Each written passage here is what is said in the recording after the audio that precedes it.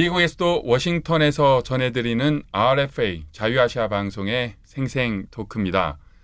북한 핵 개발에 대한 국제사회의 대북 제재가 효과가 있느냐 없느냐라는 논쟁은 있어 왔지만요. 최근 들어 특히 올해 들어서 이 북한의 외화 부족 현상 그리고 무역 거래가 크게 줄었다라는 것이 여러 지표로 나타나고 있습니다.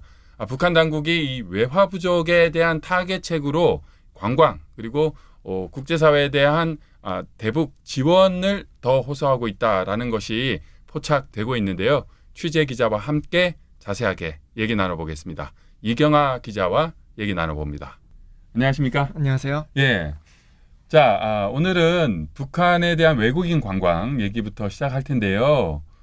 최근에 끝난 평양 마라톤 대회 벌써 내년도 계획이 발표됐다고요? 예, 그렇습니다. 4월 7일 날 제30회 그 만경대상 마라톤 대회가 열렸는데요. 네. 불과 지금 한 달여밖에 안 지났는데 네. 내년 개최 소식이 지금 확정됐습니다. 네. 언제 합니까? 내년 4월 12일입니다. 네. 자, 지난해 그리고 올해는 미국 정부가 사실 미국인들은 북한을 가면 안 된다라고 하는 북한 여행 금지령이 발효된 상황이었잖아요. 예. 그럼에도 평양 마라톤 미국 사람들은 많이 못 갔을 것 같은데 그래도 외국인들 참가는 많습니까? 작년에 450명이었는데요. 네. 지난달 개최된 데에서 950명이라고 음. AFP 통신이 보도했습니다. 네. 예, 올해 대해서는 그 영국 주재 북한 대사도 그 마라톤에 참가했다고 이렇게 보도가 됐습니다. 네. 지난해보다 올해 더 많은 외국인이 출전을 했고요. 지금 저희가 평양 마라톤을 얘기하고 있는 이유가 이 평양 마라톤이 관광에서 외국인들 관광, 외화벌이에 도움이 될 것이다라는 추정에서 시작하는 거 아니겠습니까? 그래서 950명이면 약 한 1000명 정도가 왔을 때 대체적으로 이경화 기자 많이 취재했듯이 북한 관광에서 외국인들이 약 한 $2,000 정도로 현찰로 주면서 북한에 들어간다라고 하면 1000명의 평양 마라톤 외국인 관광객은 약 한 $200만 정도의 외환을 북한 당국에 이제 주는 정확하지는 않습니다만 제가 그냥 이 자리에서 추산을 해보니 그런 것 같은데요. 자, 그렇게 정확한 과학적인 통계는 아니지만 $200만 북한 당국에 줄 수 있다는 이 평양 마라톤 어떤 대회입니까? 예, 평양 마라톤 대회는 1981년부터 시작됐는데요. 네. 김일성 주석 생일이 4월 15일입니다. 그 김일성 주석 생일을 전후해서 열리게 되는 대회고요. 그 다음에 참가비는 풀코스가 $150 정도입니다. 그래서 관광객들이 물론 마라톤도 참가하지만 거기서 쓰는 돈이 아마 호텔 숙박비라든지 또 구경하는 돈을 쓰게 되니까 이게 북한 입장에서는 이게 관광으로 돈을 이렇게 벌어들이는 네. 아주 주요 수입원입니다. 네. 자, 평양 마라톤 지금 관광과 관련한 얘기하고 있지 않습니까? 평양 마라톤 말고도 북한 당국이 이 외국인들을 북한으로 왔으면 좋겠다라고 하는 관광으로 외화벌이를 하려고 하는데 평양 마라톤 말고도 좀 많죠? 예, 그 올해는 인민의 나라라는 그 이름으로 6월 초부터 10월 중순까지 집단 체조가 이제 개막된다고 합니다. 29일 노르웨이 오슬로에서 열린 북한 관련 토론회에서 네. 태용호 정 공사가 네. 아무래도 이 아동 인권 문제가 있기 때문에 네. 유럽 국가 그 관광객들이 좀 참가를 안 했길 바란다고 네. 그렇게 부탁했다고 유럽 언론들이 이렇게 보도했습니다. 네. 예. 북한의 어떤 집단 체조는 여러 가지 아동 노동의 학대 그리고 인권 문제에 대한 지적은 사실은 많았죠. 예, 알겠습니다. 자, 다음 주제로 한번 넘어가겠는데요.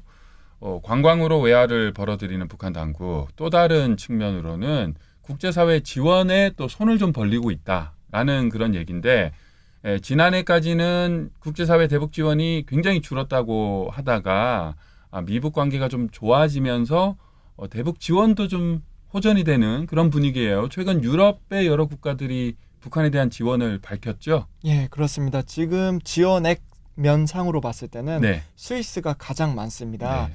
그리고 유럽 국가들이 원래부터 이렇게 북한에 지원을 잘 했는데요.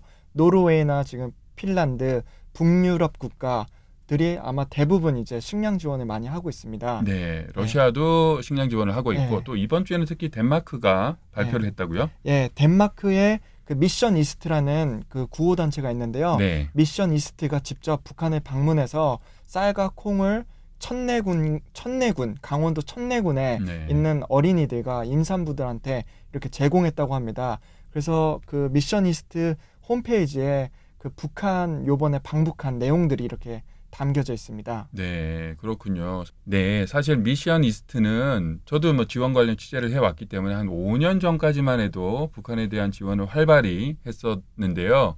그래서 뭐 2011년, 2012년 이 정도의 활동만 홈페이지에 게재를 했는데 최근 들어서는 올해의 대북 지원도 소개를 하고 있군요.